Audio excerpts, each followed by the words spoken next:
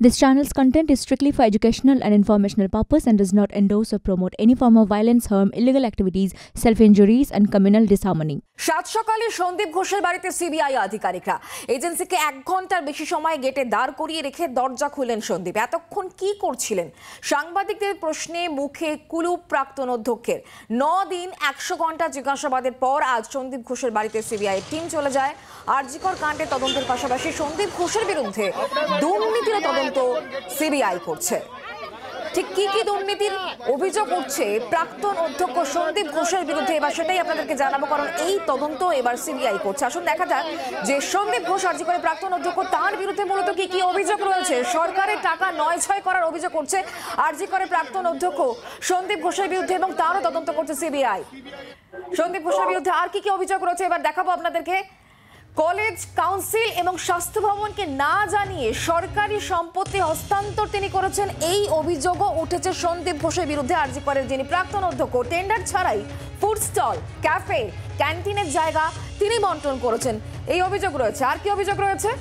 Supplier Suman, বিপ্লব এবং আফসারকে বিশেষ সুবিধা তিনি পাইয়ে দিয়েছিলেন, এই অভিযোগও উঠছে। অযোগ্যদের কোটি কোটি টাকার বরাত তিনি দিয়েছিলেন, এই অভিযোগও আরজিকরের প্রাক্তন অধ্যক্ষের বিরুদ্ধে উঠছে। ইচ্ছাকৃতভাবে আর্থিক নিয়ম কানুন এড়িয়ে যাওয়ার চেষ্টা তিনি করেছেন তিনি, এবং সে কারণেই তার বিরুদ্ধে গুরুতর অভিযোগকে সামনে রেখেই সিবিআই ইতিমধ্যে তদন্ত শুরু করেছে। একদিকে আরজিকরে চিকিৎসক পড়ুয়াকে খুন ধর্ষণের ঘটনা, আর অন্যদিকে আরজিকরে যে আর্থিক অনিয়ম হয়েছে, তার যে দুর্নীতি হয়েছে, সেই তদন্তও কিন্তু এই মুহূর্তে সিবিআই করছে। সবটা নিয়ে আমরা আরো জানবো, কথা বলবো। পিয়ালি এই মুহূর্তে আমাদের সঙ্গে রয়েছেন, আমাদের প্রতিনিধি টেলিফোন লাইনে। পিয়ালি,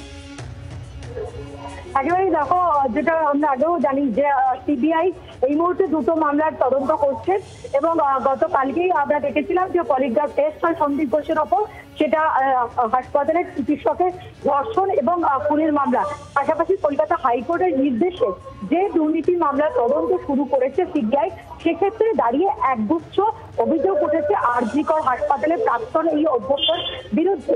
এবং যেটা অভিযোগ, যখন তিনি আরজিকর হাসপাতালের অধ্যক্ষ হিসেবে দায়িত্বে ছিলেন, সেক্ষেত্রে দাঁড়িয়ে একাধিক ক্ষেত্রে কিন্তু দুর্নীতি হয়েছে। এবং তার মধ্যে কি অভিযোগ, যেটা সম্প্রতি স্বাস্থ্য দপ্তরের বিশেষ সচিব তিনি যে অভিযোগ দায়ের করেন, সেখানে নির্দিষ্টভাবে তারা উল্লেখ করেন যে স্বাস্থ্য দপ্তরের পক্ষ থেকে একটা ডিপার্টমেন্টাল তারা যখন এনকোয়ারি চালায়, সেই ডিপার্টমেন্টাল এনকোয়ারিতেও এটা ধরা পড়ে যে এই সন্দীপ ঘোষের সঙ্গে বেশ কয়েকজন কন্ট্রাক্টরের একটা ক্রিমিনাল নেক্সাস রয়েছে, কোর্ট আনকোর্ট একেবারে অভিযোগপত্রে এই ক্রিমিনাল নেক্সাসের কথা উল্লেখ করা হয়। সেটা কি ধরনের ক্রিমিনাল নেক্সাস? যে হাসপাতালে ক্যাফেটেরিয়া চালানো, হাসপাতালের বিভিন্ন hostel, ladies hostel, boys hostel, boys male hostel, সেখানে ক্যান্টিন চালানো, হাসপাতালের প্রিমাইসেসের ভেতরে বিভিন্ন স্টল চালানো এবং হাসপাতালের ইউজি ল্যাব প্রতিষ্ঠার ক্ষেত্রে সেখানে যাবতীয় ইকুইপমেন্ট সেটা তৈরি করা, এবং একই সঙ্গে হাসপাতালের বিভিন্ন কাজের যে ল্যাপটপ প্রয়োজন, সেই ল্যাপটপ ভাড়া নেওয়া, এবং তার সঙ্গে সঙ্গে সোফা, ওয়াটার পিউরিফায়ার, এই সমস্ত কাজের জন্য নির্দিষ্ট 3 জন কন্ট্রাক্টরকে কন্ট্রাক্ট দেওয়া হতো। এবং যেটা অভিযোগ করা হয় যে এরা তাদের বৈধ লাইসেন্স নেই, তাদের যে টেন্ডার প্রসেসে প্রপার এলিজিবিলিটি থাকা দরকার, সেগুলো না থাকা সত্ত্বেও তারা টেন্ডার পেতেন। এবং যেটা আশঙ্কা প্রকাশ করা হয় খোদ স্বাস্থ্য দপ্তরের বিশেষ সচিবের করার অভিযোগে, যে এই সন্দীপ ঘোষ নির্দিষ্টভাবে ঘুষের বিনিময়ে এদেরকে টেন্ডার পাইয়ে দিতেন বলে অভিযোগ। এর পাশাপাশি আরো অভিযোগ, যেটা একেবারে ডেপুটি সুপার যিনি ছিলেন এই আখতার আলী, তিনি যে কলকাতা হাইকোর্টে যে অভিযোগ করেন, সেখানে আরো অভিযোগ রয়েছে। তার মধ্যে কি রয়েছে?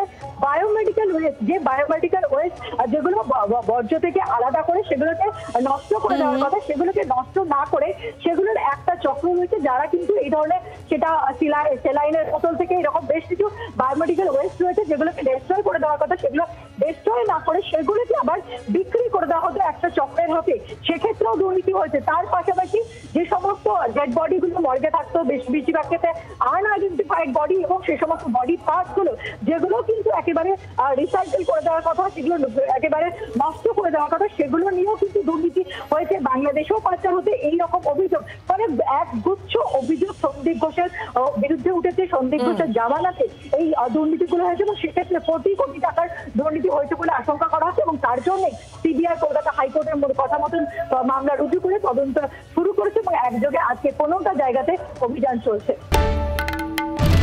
বাংলার আওয়াজ। বাঙালির আবেগ জি 24 ঘন্টা।